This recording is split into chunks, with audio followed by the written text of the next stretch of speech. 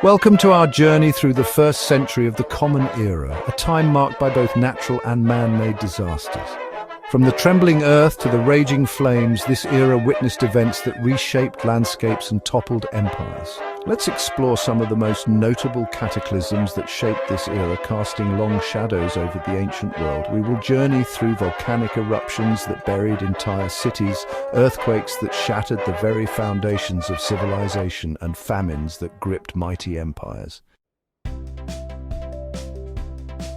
The year is 62 AD. In the shadow of Mount Vesuvius, a seemingly tranquil landscape is about to be transformed. A massive earthquake, measuring an estimated 5 to 6.5 on the Richter scale, strikes the region. The bustling Roman cities of Pompeii and Herculaneum are shaken to their core. Buildings crumble, streets crack and split, and the very ground beneath people's feet becomes a sea of instability. The air fills with the cries of the injured and the terrified, as the earth's tremors leave a trail of devastation in their wake.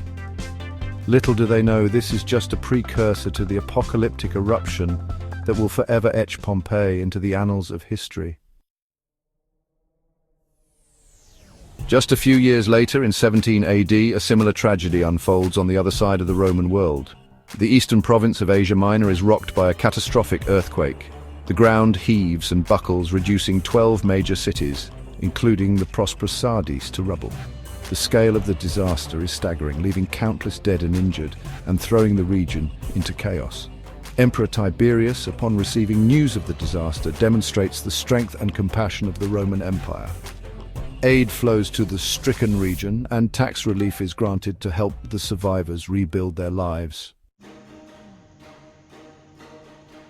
In 33 AD, the heart of the Roman Empire, the city of Rome itself, is gripped by a devastating famine. A shortage of grain, the lifeblood of the Roman people, cripples the city.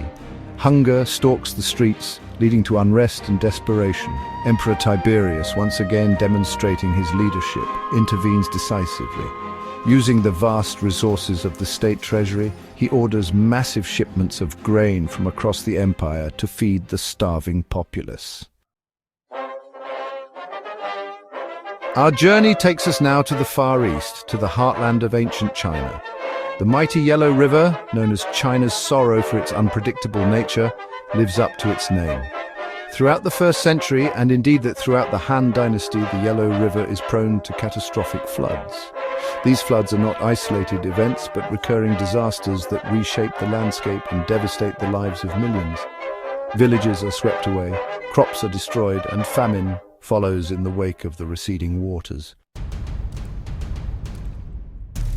The year is 64 AD. Rome, still recovering from the famine a few decades prior, is once again brought to its knees, this time by the wrath of fire. The Great Fire of Rome, a conflagration of unimaginable scale, engulfs the city in flames.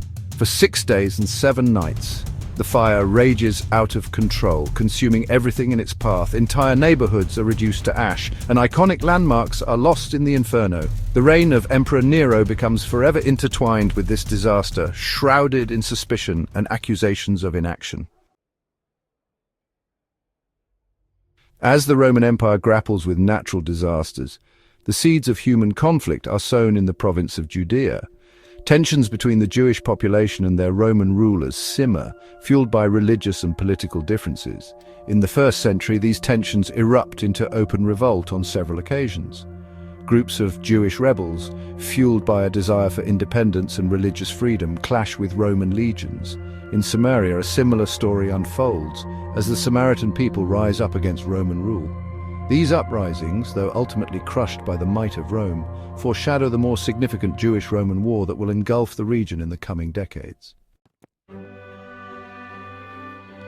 These events, etched in the annals of history, serve as stark reminders of the fragility of human societies in the face of both natural and man-made disasters. The first century, with its earthquakes, famines, fires, and revolts, offers a glimpse into the challenges faced by our ancestors. These events remind us of the importance of resilience, adaptation, and the need to learn from the past to better face the challenges of the future. Thank you for joining us on this historical journey.